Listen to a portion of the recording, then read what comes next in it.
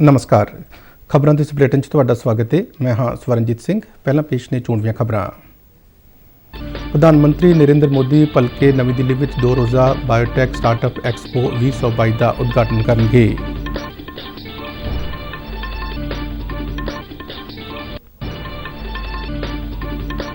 भ्रिष्टाचार के दोष हेठ गिरफ्तार साबका मंत्री साधु सिंह धर्मसोत को मोहाली की अदालत ने 3 दिन के पुलिस रिमांड से भेजा।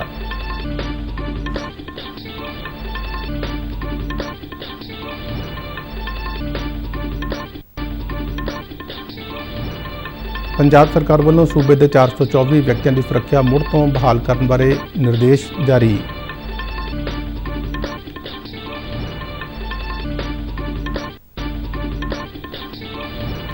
केंद्रीय युवा मामले ते खेड मंत्री अनुराग सिंह ठाकुर ने खेलो इंडिया यूथ गेम्स विच रवायती खेडों विच खिडारियों के शानदार प्रदर्शन को सराहया। ते हुण खबरां विस्तार नाल। प्रधानमंत्री नरेंद्र मोदी भलके नवी दिल्ली में बायोटेक स्टार्टअप एक्सपो 2022 का उद्घाटन करेंगे। प्रधानमंत्री मोदी प्रगति मैदान में होने वाले इस एक्सपो दौरान एक समागम को संबोधन भी करेंगे। 2 दिन तक चलने वाले इस समागम का आयोजन बायोटैक्नोलॉजी विभाग और biotechnology industry research assistance council वालों किया जा रहा है। तो इसका थीम आत्मनिर्भर भारत वल बायोटेक स्टार्टअप इनोवेशन है। एक्सपो उद्यमियों, निवेशकों, सनअती कारोबारियों, विज्ञानियों और खोजकारों आदि को जोड़ने लिए एक प्लेटफॉर्म वजों काम करेगा। राष्ट्रपति रामनाथ कोविंद ने कहा कि उच्च शिक्षा अदारियां सामने कई चुनौतियां ने। नवी दिल्ली स्थित राष्ट्रपति भवन में शुरू हुई विजिटर्स कॉन्फ्रेंस 2022 को संबोधित करदे उन्होंने कहा कि नवी शिक्षा नीति में सिर्फ ज्ञान ते ही नहीं सगों हुनर विकास वाल भी ध्यान दिता गया है। राष्ट्रपति कोविंद ने कहा कि भारत के बेमिसाल विकास में उच्च शिक्षा अदारियां का अहम योगदान है। नवी शिक्षा नीति में भारतीय भाषाओं में शिक्षा पर विशेष जोर दिता गया है। राष्ट्रपति कोविंद 161 केंद्रीय उच्च शिक्षा अदारियां के विजिटर ने।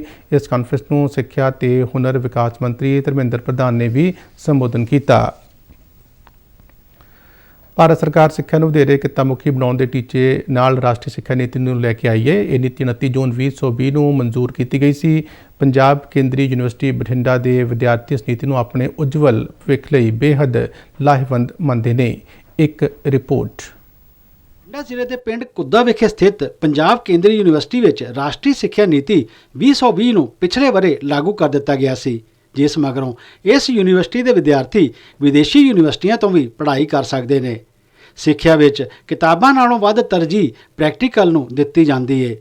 यूनिवर्सिटी के विद्यार्थी अनुपूर्णा शर्मा, तुषार अते किरणजोत कौर इस नवीं सिक्ख्या नीति के कई फायदे दसदे ने।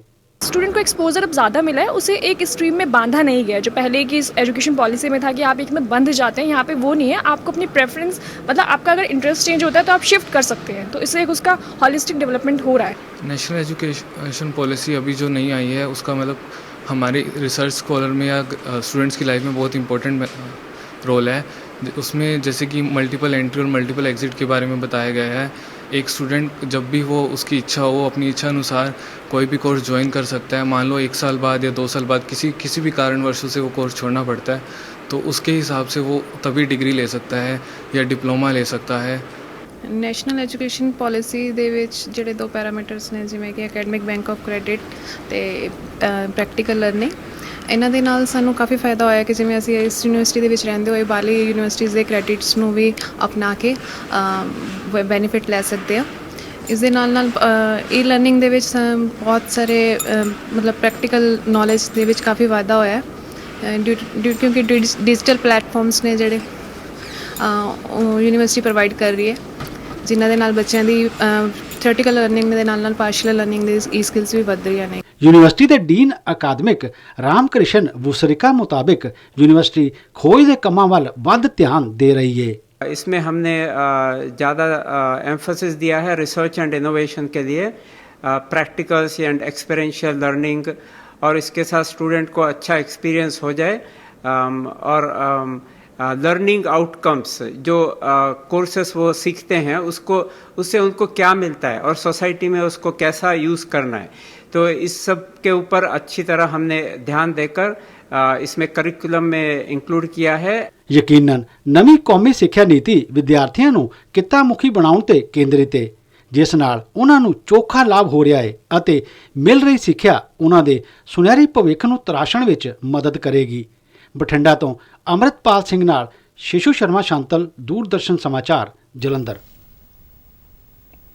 ਕੇਂਦਰੀ ਮੰਤਰੀ ਡਾਕਟਰ ਜਤਿੰਦਰ ਸਿੰਘ ਨੇ UPSC ਦੀ ਸਿਵਲ ਸਰਵਿਸਿਜ਼ ਪ੍ਰੀਖਿਆ 2021 ਵਿੱਚ ਪਹਿਲੀਆਂ 20 ਥਾਵਾਂ ਹਾਸਲ ਕਰਨ ਵਾਲੇ ਉਮੀਦਵਾਰਾਂ ਨਾਲ ਕੱਲ੍ਹ ਨਵੀਂ ਦਿੱਲੀ ਵਿੱਚ ਮੁਲਾਕਾਤ ਕੀਤੀ ਅਤੇ ਉਹਨਾਂ ਨੂੰ ਸਨਮਾਨਿਤ ਕੀਤਾ। ਆਪਣੇ ਸੰਬੋਧਨ ਵਿੱਚ ਉਹਨਾਂ ਨੇ ਇਸ ਪ੍ਰੀਖਿਆ ਦੇ 2021 ਬੈਚ ਨੂੰ ਸ਼ਤਾਬਦੀ ਭਾਰਤ ਦਾ ਆਰਕੀਟੈਕਟ ਦੱਸਿਆ। ਉਹਨਾਂ ਕਿਹਾ ਕਿ ਪ੍ਰਧਾਨ ਮੰਤਰੀ ਨਰਿੰਦਰ ਮੋਦੀ ਦੇ ਨਿਊ ਇੰਡੀਆ ਦੇ ਵਿਜ਼ਨ ਨੂੰ ਸਾਕਾਰ ਕਰਨ ਲਈ ਸਰਗਰਮ ਹਿੱਸੇਦਾਰ ਬਣਨ ਦੀ ਜ਼ਿੰਮੇਵਾਰੀ ਉਹਨਾਂ ਤੇ ਹੋਵੇਗੀ। ਉਹਨਾਂ ਦੱਸਿਆ ਕਿ ਸਿਵਲ ਸੇਵਾਵਾਂ ਪ੍ਰੀਖਿਆ 2021 ਵਿੱਚ ਪਹਿਲੀਆਂ 20 ਥਾਵਾਂ ਵਿੱਚੋਂ 11 ਥਾਵਾਂ ਮਹਿਲਾ ਉਮੀਦਵਾਰਾਂ ਨੇ ਹਾਸਲ ਕੀਤੀਆਂ ਨੇ, ਜਿਨ੍ਹਾਂ ਵਿੱਚ ਪਹਿਲੀਆਂ 3 ਥਾਵਾਂ ਹਾਸਲ ਕਰਨ ਵਾਲੀਆਂ ਮਹਿਲਾ ਉਮੀਦਵਾਰ ਵੀ ਸ਼ਾਮਲ ਨੇ। ਪੰਜਾਬ ਮੰਤਰੀ ਮੰਡਲ ਦੀ ਮੁੱਖ ਮੰਤਰੀ ਭਗਵੰਤ ਮਾਨ ਦੀ ਪ੍ਰਧਾਨਗੀ ਹੇਠ ਚੰਡੀਗੜ੍ਹ ਵਿੱਚ ਹੋਈ ਇੱਕ ਮੀਟਿੰਗ ਦੌਰਾਨ ਵਿਧਾਨ ਸਭਾ ਦੇ ਦੂਜੇ ਬਜਟ ਇਜਲਾਸ ਨੂੰ 24 ਜੂਨ ਨੂੰ ਸੱਦਣ ਦੀ ਪ੍ਰਵਾਨਗੀ ਦਿੰਦਿਆਂ ਇਸ ਦੀ ਸਿਫਾਰਿਸ਼ ਰਾਜਪਾਲ ਬਨਵਾਰੀ ਲਾਲ ਪੁਰੋਹਿਤ ਨੂੰ ਕੀਤੀ ਗਈ ਹੈ। ਇੱਕ ਸਰਕਾਰੀ ਬੁਲਾਰੇ ਨੇ ਦੱਸਿਆ ਕਿ ਇਸ ਇਜਲਾਸ ਦੌਰਾਨ ਵਿੱਤ ਮੰਤਰੀ 27 ਜੂਨ ਨੂੰ ਮਾਲੀ ਵਰ੍ਹੇ 2022-23 ਦਾ ਬਜਟ ਪੇਸ਼ ਕਰਨਗੇ। ਬੁਲਾਰੇ ਮੁਤਾਬਕ ਗਰਮ ਰੁੱਤ ਦੀ ਮੂੰਗੀ ਖਰੀਦਣ ਲਈ ਗੈਪ ਫੰਡਿੰਗ ਵਜੋਂ ਮਾਰਕਫੈੱਡ ਲਈ 66 ਕਰੋੜ 56 ਲੱਖ ਰੁਪਏ ਵੀ ਮਨਜ਼ੂਰ ਕੀਤੇ ਗਏ। ਇਸ ਤੋਂ ਇਲਾਵਾ ਮੰਤਰੀ ਮੰਡਲ ਨੇ ਪੰਜਾਬ ਪੇਂਡੂ ਵਿਕਾਸ ਸੋਧ ਬਿੱਲ 2022 ਨੂੰ ਮਨਜ਼ੂਰ ਕੀਤਾ ਤੇ ਰੇਹੜੀ ਫੜੀ ਵਾਲਿਆਂ ਤੇ ਲੱਗਦੀ ਸਟੈਂਪ ਡਿਊਟੀ ਤੋਂ ਛੋਟ ਦੇਣ ਦਾ ਫੈਸਲਾ ਵੀ ਕੀਤਾ ਹੈ। ਪੰਜਾਬ ਵਿਜੀਲੈਂਸ ਬਿਊਰੋ ਵੱਲੋਂ ਕੱਲ੍ਹ ਤਕਰੀਬਨ 3 ਵਜੇ ਕਾਂਗਰਸ ਨੇਤਾ ਅਤੇ ਸਾਬਕਾ ਮੰਤਰੀ ਸਾਧੂ ਸਿੰਘ ਧਰਮਸੋਤ ਨੂੰ ਫਤਿਹਗੜ੍ਹ ਸਾਹਿਬ ਜ਼ਿਲ੍ਹੇ ਦੇ ਅਮਲੋਹ ਸਥਿਤ ਉਹਨਾਂ ਦੀ ਰਿਹਾਇਸ਼ ਤੋਂ ਗ੍ਰਿਫਤਾਰ ਕਰ ਲਿਆ ਗਿਆ। ਦੱਸਿਆ ਜਾਂਦਾ ਕਿ ਧਰਮਸੋਤ ਤੇ ਰੁੱਖਾਂ ਦੀ ਕਟਾਈ ਬਦਲੇ ਕਥਿਤ ਤੌਰ ਤੇ ਰਿਸ਼ਵਤ ਲੈਣ ਦਾ ਦੋਸ਼ ਹੈ ਅਤੇ ਉਹਨਾਂ ਜੰਗਲਾਤ ਮੰਤਰੀ ਰਹਿੰਦਿਆਂ ਦਰਖਤ ਕੱਟਣ ਬਦਲੇ ਰਿਸ਼ਵਤ ਲਈ। ਇਸ ਤੋਂ ਇਲਾਵਾ ਕਾਂਗਰਸ ਸਰਕਾਰ ਦੌਰਾਨ ਮੰਤਰੀ ਰਹਿੰਦਿਆਂ ਵੀ ਉਹਨਾਂ ਤੇ ਅਨੁਸੂਚਿਤ ਜਾਤੀਆਂ ਦੇ ਸਕਾਲਰਸ਼ਿਪ ਘੁਟਾਲੇ ਸੰਬੰਧੀ ਦੋਸ਼ ਲੱਗੇ ਸਨ। ਵਿਜੀਲੈਂਸ ਬਿਊਰੋ ਨੇ ਮੋਹਾਲੀ ਵਿਖੇ ਵਿਜੀਲੈਂਸ ਥਾਣੇ ਵਿੱਚ ਧਰਮਸੋਤ ਖਿਲਾਫ ਮਾਮਲਾ ਦਰਜ ਕੀਤਾ ਹੈ। ਬਿਊਰੋ ਵੱਲੋਂ ਧਰਮਸੋਤ ਨੂੰ ਬਾਅਦ ਦੁਪਹਿਰ ਮੋਹਾਲੀ ਦੇ CGM ਕੋਰਟ ਵਿੱਚ ਪੇਸ਼ ਕੀਤਾ ਗਿਆ, ਜਿੱਥੋਂ ਅਦਾਲਤ ਨੇ ਉਹਨਾਂ ਨੂੰ 3 ਦਿਨ ਦੇ ਪੁਲਿਸ ਰਿਮਾਂਡ ਤੇ ਭੇਜਿਆ ਹੈ। ਵਿਜੀਲੈਂਸ ਬਿਊਰੋ ਨੇ ਸਾਧੂ ਸਿੰਘ ਤੇ ਗੈਰ ਕਾਨੂੰਨੀ ਖਣਨ ਦੇ ਦੋਸ਼ ਵੀ ਲਗਾਏ ਨੇ।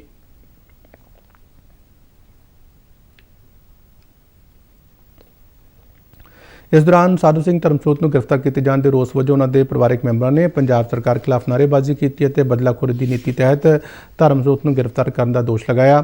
ਪਰਿਵਾਰਕ ਮੈਂਬਰਾਂ ਨੇ ਕਿਹਾ ਕਿ ਇਸ ਗ੍ਰਿਫਤਾਰੀ ਨਾਲ ਸਰਕਾਰ ਸਿੱਧੂ ਮੂਸੇਵਾਲਾ ਦੇ ਕਤਲ ਮਾਮਲੇ ਤੋਂ ਲੋਕਾਂ ਦਾ ਧਿਆਨ ਭਟਕਾਉਣ ਦਾ ਯਤਨ ਵੀ ਕਰ ਰਹੀ ਹੈ। ਫਤਿਹਗੜ੍ਹ ਸਾਹਿਬ ਤੋਂ ਸਾਡੇ ਪੱਤਰਕਾਰ ਜਗਦੇਵ ਸਿੰਘ ਮੁਤਾਬਕ ਧਰਮਸੋਤ ਦੇ PA ਚਮਕੌਰ ਸਿੰਘ ਦੀ ਆਸਟ੍ਰੇਲੀਆ ਲਈ ਫਲਾਈਟ ਸੀ, ਪਰ ਵਿਜੀਲੈਂਸ ਦੀ ਟੀਮ ਨੇ ਰਾਤ ਨੂੰ ਹੀ ਉਸ ਨੂੰ ਗ੍ਰਿਫਤਾਰ ਕਰ ਲਿਆ। ਵਿਜੀਲੈਂਸ ਬਿਊਰੋ ਨੇ ਸਾਬਕਾ ਮੁੱਖ ਮੰਤਰੀ ਚਰਨਜੀਤ ਸਿੰਘ ਚੰਨੀ ਦੀ ਸਰਕਾਰ ਵਿੱਚ ਜੰਗਲਾਤ ਮੰਤਰੀ ਰਹੇ ਸੰਗਤ ਸਿੰਘ ਗਿਲਜ਼ੀਆ ਨੂੰ ਵੀ ਦਰਜ ਕੀਤੀ ਗਈ FIR ਵਿੱਚ ਨਾਮਜ਼ਦ ਕੀਤਾ ਗਿਆ ਹੈ। ਉਹਨਾਂ ਉੱਪਰ 80,000 ਰੁੱਖ ਰਾਖਿਆਂ ਦੀ ਸਥਾਪਨਾ ਲਈ 800 ਰੁਪਏ ਪ੍ਰਤੀ ਦਰਖਤ ਦੇ ਹਿਸਾਬ ਨਾਲ ਕਮਿਸ਼ਨ ਲੈਣ ਦਾ ਇਲਜ਼ਾਮ ਲਗਾਇਆ ਗਿਆ ਹੈ।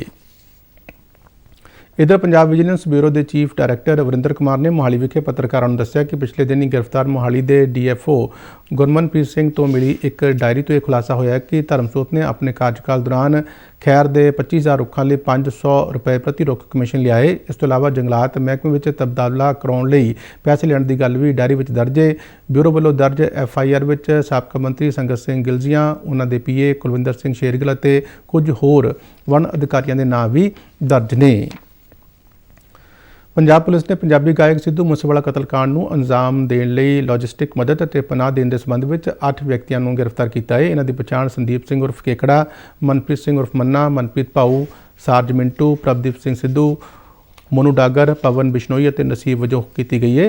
एंटी गैंगस्टर टास्क फोर्स के ADGP प्रमोद बान ने चंडीगढ़ में यह जानकारी दी। उन्होंने दस्सिया कि इस वारदात में शामिल 4 होर शूटरां की पछाण कर ली गई है। उन्होंने कहा कि विशेष जांच टीम रणनीतिक तौर पर काम कर रही है तो इस वारदात में शामिल होर मुलजमां नूं गिरफ्तार करने लिए ठोस यतन किए जा रहे हैं। भारतीय जनता पार्टी तो कौमी जनरल सकत्तर तरन चुग ने कहा कि पंजाबी गायक सिद्धू मूसेवाला के माता पिता ने उसके कतल की जांच किसी केंद्रीय एजेंसी तो कराने की मांग की है। सूबा सरकार को तुरंत इसनूं समझना चाहिए है। अज नवी दिल्ली में पत्रकारों नाल गलबात करदिआं उन्हां ये गल आखी। मान जी नूं माँ बाप की जिहड़ी रिक्वेस्ट है उन्हें समझते हुए और माँ बाप चाहते हैं कि NIA की जांच हो, CBI की जांच हो, उन्होंने समझते हैं तुरंत ये फाइल्स CBI और NIA की जांच से भेजनी चाहिए ताकि कार्रवाई हो सके तो दोषियों के उत्ते कठोर तो कठोर सजा उन्होंने मिल सके। जिहड़ी CBI और NIA जांच करेगी दुध का दुध पानी का पानी होगा। भगवंत मान साहब बड़ा दिल करो, ਮਾਂ-ਬਾਪ ਨੂੰ ਇਨਸਾਫ ਦਿਵਾਇਆ। ਪੰਜਾਬ ਭਾਰਤੀ ਜਨਤਾ ਪਾਰਟੀ ਦੇ ਜਨਰਲ ਸਕੱਤਰ ਜੀਵਨ ਗੁਪਤਾ ਨੇ ਕਿਹਾ ਕਿ ਪ੍ਰਧਾਨ ਮੰਤਰੀ ਨਰਿੰਦਰ ਮੋਦੀ ਦੀ ਫੈਸਲਾਕੁਨ ਅਗਵਾਈ ਹੇਠ ਪਿਛਲੇ 8 ਵਰ੍ਹਿਆਂ ਦੌਰਾਨ ਕੇਂਦਰ ਦੀ ਬੀਜੇਪੀ ਸਰਕਾਰ ਨੇ ਦੇਸ਼ ਦਾ ਸਰਬਪੱਖੀ ਵਿਕਾਸ ਯਕੀਨੀ ਬਣਾਇਆ ਹੈ। ਜਲੰਧਰ ਵਿੱਚ ਜ਼ਿਲ੍ਹਾ ਪ੍ਰਧਾਨ ਸੁਸ਼ੀਲ ਸ਼ਰਮਾ ਨਾਲ ਇੱਕ ਪ੍ਰੈਸ ਕਾਨਫਰੰਸ ਨੂੰ ਸੰਬੋਧਨ ਕਰਦਿਆਂ ਉਹਨਾਂ ਕਿਹਾ ਕਿ ਜਿੰਨਾ ਵਿਕਾਸ ਪਿਛਲੇ 8 ਵਰ੍ਹਿਆਂ ਵਿੱਚ ਹੋਇਆ ਹੈ ਉਹਨਾਂ ਪਿਛਲੇ 70 ਵਰ੍ਹਿਆਂ ਦੌਰਾਨ ਕਾਂਗਰਸ ਸਰਕਾਰ ਦੀ ਹਕੂਮਤ ਵਿੱਚ ਕਦੇ ਨਹੀਂ ਹੋਇਆ। ਉਹਨਾਂ ਕਿਹਾ ਕਿ ਪ੍ਰਧਾਨ ਮੰਤਰੀ ਮੋਦੀ ਦੇ ਆਤਮ ਨਿਰਭਰ ਭਾਰਤ ਤਹਿਤ ਭਾਰਤ ਸੂਈ ਤੋਂ ਲੈ ਕੇ ਜਹਾਜ਼ ਤੱਕ ਖੁਦ ਆਪਣੇ ਦੇਸ਼ ਵਿੱਚ ਬਣਾਉਣ ਲੱਗਾ ਹੈ ਅਤੇ ਭਾਰਤ ਬਹੁਤ ਵੱਡਾ ਬਰਾਮਦਕਾਰ ਦੇਸ਼ ਵੀ ਬਣ ਗਿਆ ਹੈ। ਜੀਵਨ ਗੁਪਤਾ ਨੇ ਕਿਹਾ ਕਿ ਪ੍ਰਧਾਨ ਮੰਤਰੀ ਨਰਿੰਦਰ ਮੋਦੀ ਦੀ ਅਗਵਾਈ ਹੇਠ ਭਾਰਤ ਵਿਸ਼ਵ ਗੁਰੂ ਅਤੇ ਵਿਸ਼ਵ ਸ਼ਕਤੀ ਬਣਨ ਵੱਲ ਤੇਜ਼ੀ ਨਾਲ ਅੱਗੇ ਵਧ ਰਿਹਾ ਹੈ। ਉਹਨਾਂ ਕਿਹਾ ਕਿ ਅਤਿ ਆਧੁਨਿਕ ਯੁਵਾ ਭਾਰਤ ਪ੍ਰਧਾਨ ਮੰਤਰੀ ਨਰਿੰਦਰ ਮੋਦੀ ਦਾ ਸੁਪਨਾ ਹੈ, ਜਿਸ ਲਈ ਉਹ ਅੰਤ ਤੱਕ ਮਿਹਨਤ ਕਰਦਿਆਂ ਕੋਸ਼ਿਸ਼ ਕਰ ਰਹੇ ਨੇ। ਪੰਜਾਬ ਸਰਕਾਰ ਨੇ ਸੂਬੇ ਦੇ 424 ਵਿਅਕਤੀਆਂ ਦੀ ਸੁਰੱਖਿਆ ਮੁੜ ਤੋਂ ਬਹਾਲ ਕਰ ਦਿੱਤੀ ਹੈ। ਸਰਕਾਰ ਨੇ ਇਹਨਾਂ ਵਿਅਕਤੀਆਂ ਦੀਆਂ ਸੁਰੱਖਿਆ ਵਾਪਸ ਲੈਣ ਬਾਰੇ ਆਪਣੇ ਫੈਸਲੇ ਨੂੰ ਵਾਪਸ ਲੈਣ ਦਾ ਨਿਰਦੇਸ਼ ਜਾਰੀ ਕਰ ਦਿੱਤਾ ਹੈ। ਸਰਕਾਰ ਨੇ ਪਿਛਲੇ ਮਹੀਨੇ ਦੀ 28 ਤਰੀਕ ਨੂੰ ਇਹਨਾਂ ਸਾਰੇ ਹੀ 424 ਵਿਅਕਤੀਆਂ ਨੂੰ ਦਿੱਤੀ ਗਈ ਪੁਲਿਸ ਸੁਰੱਖਿਆ ਵਾਪਸ ਲੈਣ ਦਾ ਹੁਕਮ ਦਿੱਤਾ ਸੀ ਤੇ ਉਸ ਤੋਂ ਇੱਕ ਦਿਨ ਬਾਅਦ ਪੰਜਾਬੀ ਗਾਇਕ ਸਿੱਧੂ ਮੂਸੇਵਾਲੇ ਦੀ ਹੱਤਿਆ ਕਰ ਦਿੱਤੀ ਗਈ ਸੀ, ਜਿਸ ਨੂੰ ਲੈ ਕੇ ਸੂਬੇ ਦੇ ਮੁੱਖ ਮੰਤਰੀ ਭਗਵੰਤ ਮਾਨ ਦੀ ਸਰਕਾਰ ਵਿਰੋਧੀ ਧਿਰ ਦੇ ਨਿਸ਼ਾਨੇ ਤੇ ਆ ਗਈ ਸੀ। ਪੰਜਾਬ ਸਰਕਾਰ ਵੱਲੋਂ ਪ੍ਰਾਈਵੇਟ ਬੱਸ ਆਪਰੇਟਰਾਂ ਦੀਆਂ ਸੂਬੇ ਵਿੱਚ ਚੱਲ ਰਹੀਆਂ ਨਾਜਾਇਜ਼ ਬੱਸਾਂ ਤੇ ਟੈਕਸ ਨਾ ਦੇਣ ਵਿਰੁੱਧ ਕੀਤੀਆਂ ਗਈਆਂ ਗਤੀਵਿਧੀਆਂ ਦੇ ਚੰਗੇ ਨਤੀਜੇ ਸਾਹਮਣੇ ਆਉਣੇ ਸ਼ੁਰੂ ਹੋ ਗਏ ਨੇ। ਪੰਜਾਬ ਟਰਾਂਸਪੋਰਟ ਵਿਭਾਗ ਦੇ ਇੱਕ ਬੁਲਾਰੇ ਨੇ ਚੰਡੀਗੜ੍ਹ ਵਿੱਚ ਦੱਸਿਆ ਕਿ ਵਿਭਾਗ ਨੇ ਮਈ 2021 ਦੌਰਾਨ ਫੀਸਾਂ, ਕੰਪਾਊਂਡਿੰਗ ਫੀਸਾਂ, 2 ਤਰ੍ਹਾਂ ਦੇ ਸੈਸਾਂ ਅਤੇ ਮੋਟਰ ਵਹੀਕਲ ਟੈਕਸ ਤੋਂ 91 ਕਰੋੜ 69 ਲੱਖ ਰੁਪਏ ਦਾ ਮਾਲੀਆ ਵਸੂਲਿਆ ਸੀ, ਜੋ ਇਸ ਸਾਲ 31 ਮਈ 2022 ਤੱਕ ਦੁੱਗਣਾ ਹੋ ਗਿਆ ਅਤੇ ਵਿਭਾਗ ਨੇ 178 ਕਰੋੜ ਰੁਪਏ ਦੇ ਟੈਕਸਾਂ ਦੀ ਵਸੂਲੀ ਨਾਲ 94% ਦਾ ਵਾਧਾ ਦਰਸਾਇਆ ਹੈ। ਬੁਲਾਰੇ ਨੇ ਦੱਸਿਆ ਕਿ ਵਿਭਾਗ ਨੇ ਮਈ 2022 ਵਿੱਚ PRTC, ਪੰਜਾਬ ਰੋਡਵੇਜ਼ ਅਤੇ ਪਨਬਸ ਦੀਆਂ ਬੱਸਾਂ ਵਿੱਚ ਮਹਿਲਾਵਾਂ ਨੂੰ ਮਈ 2021 ਵਿੱਚ 19 ਕਰੋੜ 58 ਲੱਖ ਰੁਪਏ ਦੇ ਮੁਕਾਬਲੇ ਮਈ 2022 ਵਿੱਚ 52 ਕਰੋੜ 30 ਲੱਖ ਰੁਪਏ ਦੀ ਮੁਫਤ ਯਾਤਰਾ ਦੀ ਸਹੂਲਤ ਉਪਲਬਧ ਕਰਵਾਈ ਹੈ। ਬਾਬਾ ਬੰਦਾ ਸਿੰਘ ਬਹਾਦਰ ਕੌਮਾਂਤਰੀ ਫਾਊਂਡੇਸ਼ਨ ਵੱਲੋਂ ਸ਼੍ਰੋਮਣੀ ਜਰਨੈਲ ਬਾਬਾ ਬੰਦਾ ਸਿੰਘ ਬਹਾਦਰ ਦੇ 306ਵੇਂ ਸ਼ਹੀਦੀ ਦਿਹਾੜੇ ਮੌਕੇ ਲੁਧਿਆਣਾ ਜ਼ਿਲ੍ਹੇ ਦੇ ਰਕਬਾ ਪਿੰਡ ਵਿੱਚ ਇੱਕ ਸਮਾਗਮ ਦਾ ਆਯੋਜਨ ਸ੍ਰੀ ਗੁਰੂ ਗ੍ਰੰਥ ਸਾਹਿਬ ਜੀ ਦੀ ਛਤਰਛਾਇਆ ਹੇਠ ਕੀਤਾ ਗਿਆ। ਸਮਾਗਮ ਦੌਰਾਨ ਢਾਡੀ ਤੇ ਕਵਿਸ਼ਰੀ ਜਥਿਆਂ ਨੇ ਬਾਬਾ ਬੰਦਾ ਸਿੰਘ ਬਹਾਦਰ ਦੇ ਜੀਵਨ ਤੇ ਵਿਸਥਾਰ ਨਾਲ ਚਾਨਣਾ ਪਾਇਆ। ਫਾਊਂਡੇਸ਼ਨ ਦੇ ਪ੍ਰਧਾਨ ਕ੍ਰਿਸ਼ਨ ਕੁਮਾਰ ਬਾਵਾ ਨੇ ਕਿਹਾ ਕਿ ਬਾਬਾ ਬੰਦਾ ਸਿੰਘ ਬਹਾਦਰ ਭਗਤੀ ਅਤੇ ਸ਼ਕਤੀ ਦਾ ਸੁਮੇਲ ਸਨ, ਜਿਨ੍ਹਾਂ ਆਮ ਲੋਕਾਂ ਨੂੰ ਮੁਗਲਾਂ ਦੇ ਅਤਿਆਚਾਰ ਤੋਂ ਨਿਜਾਤ ਦਿਵਾਈ ਅਤੇ ਨਾਲ ਹੀ ਬੇਜ਼ਮੀਨੇ ਕਿਸਾਨਾਂ ਨੂੰ ਜ਼ਮੀਨਾਂ ਦਾ ਮਾਲਕ ਬਣਾਇਆ। ਉਹਨਾਂ ਪੰਜਾਬ ਸਰਕਾਰ ਤੋਂ ਬਾਬਾ ਬੰਦਾ ਸਿੰਘ ਬਹਾਦਰ ਦੇ ਜਨਮ ਦਿਹਾੜੇ ਤੇ ਸਰਕਾਰੀ ਛੁੱਟੀ ਐਲਾਨਣ ਅਤੇ ਕੇਂਦਰ ਸਰਕਾਰ ਤੋਂ ਹਲਵਾਰਾ ਵਿੱਚ ਬਣਨ ਵਾਲੇ ਏਅਰਪੋਰਟ ਦਾ ਨਾਂ ਬਾਬਾ ਬੰਦਾ ਸਿੰਘ ਬਹਾਦਰ ਦੇ ਨਾਂ ਤੇ ਰੱਖਣ ਦੀ ਅਪੀਲ ਕੀਤੀ।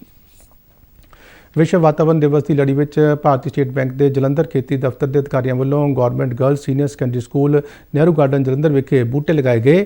ਬੈਂਕ ਦੀ ਖੇਤਰੀ ਪ੍ਰਬੰਧਕ ਅਨੁਪਮਾ ਸ਼ਰਮਾ, ਭਾਰਤੀ ਸਟੇਟ ਬੈਂਕ ਦੀ ਸਮਰਿੱਧੀ ਬ੍ਰਾਂਚ ਦੇ ਮੈਨੇਜਰ ਪਵਨ ਬੱਸੀ ਅਤੇ ਸਕੂਲ ਦੀ ਪ੍ਰਿੰਸੀਪਲ ਗੁਰਿੰਦਰਜੀਤ ਕੌਰ ਸਮੇਤ ਕਈ ਹੋਰ ਸ਼ਖਸੀਅਤਾਂ ਨੇ ਬੂਟੇ ਲਗਾਉਣ ਵਿੱਚ ਸਹਿਯੋਗ ਦਿੱਤਾ। ਆਪਣੇ ਸੰਬੋਧਨ ਵਿੱਚ ਅਨੁਪਮਾ ਸ਼ਰਮਾ ਨੇ ਸਾਰਿਆਂ ਨੂੰ ਵਾਤਾਵਰਣ ਬਚਾਉਣ ਵਿੱਚ ਆਪਣੀ ਹਿੱਸੇਦਾਰੀ ਯਕੀਨੀ ਕਰਨ ਅਤੇ ਵੱਧ ਤੋਂ ਵੱਧ ਬੂਟੇ ਲਗਾਉਣ ਲਈ ਪ੍ਰੇਰਿਆ ਤਾਂ ਜੋ ਵਾਤਾਵਰਣ ਬਚਾਉਣ ਦਾ ਕੰਮ ਅੱਗੇ ਵੱਧ ਸਕੇ। ਮੌਜੂਦ ਸ਼ਖਸੀਅਤਾਂ ਨੇ ਵਾਤਾਵਰਣ ਬਚਾਉਣ ਲਈ ਆਪਣੇ ਪੱਧਰ ਤੇ ਜਨ ਜਾਗਰੂਕਤਾ ਮੁਹਿੰਮ ਚਲਾਉਣ ਦਾ ਅਹਿਦ ਲਿਆ। ਹਰਿਆਣਾ ਦੇ ਪੰਚਕੂਲਾ ਸਮੇਤ 5 ਥਾਵਾਂ ਤੇ ਚੱਲ ਰਹੀ ਖੇਲੋ ਇੰਡੀਆ ਯੂਥ ਗੇਮਸ ਵਿੱਚ ਮੇਜ਼ਬਾਨ ਹਰਿਆਣਾ ਨੇ ਹੁਣ ਤੱਕ 16 ਸੋਨ, 13 ਚਾਂਦੀ ਅਤੇ 20 ਕਾਂਸੇ ਦੇ ਤਮਗੇ ਜਿੱਤ ਕੇ ਮੈਡਲ ਸੂਚੀ ਵਿੱਚ ਪਹਿਲੀ ਥਾਂ ਕਾਇਮ ਰੱਖੀ ਹੋਈ ਹੈ। ਮਹਾਰਾਸ਼ਟਰ 13 ਸੋਨ ਤਮਗਿਆਂ ਨਾਲ ਦੂਜੇ, ਜਦਕਿ ਮਣੀਪੁਰ 11 ਸੋਨ ਤਮਗਿਆਂ ਨਾਲ ਤੀਜੇ ਥਾਂ ਤੇ ਹੈ। ਪੰਜਾਬ ਨੇ 6 ਸੋਨ ਤਮਗੇ ਜਿੱਤੇ ਨੇ ਅਤੇ ਸੂਚੀ ਵਿੱਚ ਚੌਥੀ ਥਾਂ ਤੇ ਬਣਿਆ ਹੋਇਆ ਹੈ। ਪੰਚਕੂਲਾ ਵਿੱਚ ਕਬੱਡੀ ਦੇ ਹੋਏ ਇੱਕ ਰੋਮਾਂਚਕ ਮੁਕਾਬਲੇ ਵਿੱਚ ਹਿਮਾਚਲ ਪ੍ਰਦੇਸ਼ ਨੇ ਹਰਿਆਣਾ ਨੂੰ ਹਰਾ ਕੇ ਸੋਨ ਤਮਗਾ ਹਾਸਲ ਕੀਤਾ।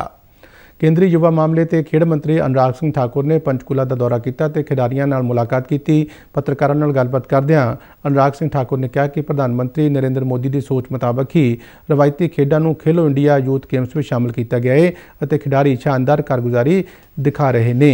ये 5 ट्रेडिशनल खेल को बीच में शामिल करने का निर्णय भी माननीय प्रधानमंत्री मोदी जी की सोच को आगे बढ़ाना है, क्योंकि उनका मानना है परंपरागत खेलों को जितना हम बढ़ावा देंगे उतना ही दुनिया भर में भारत का नाम भी बढ़ता है, इस खेल को बढ़ावा भी मिलता है।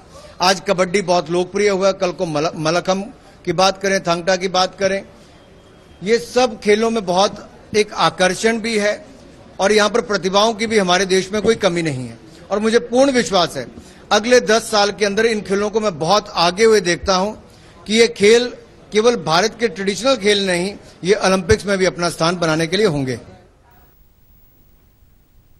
इस दे नाल ही खबरों का यह बुलेटिन खत्म होया। मैं मास्क लगा के स्टूडियो तो बाहर जा रहा, बाहर जाने वेले तुसीं भी मास्क लगा के जाओ। नमस्कार।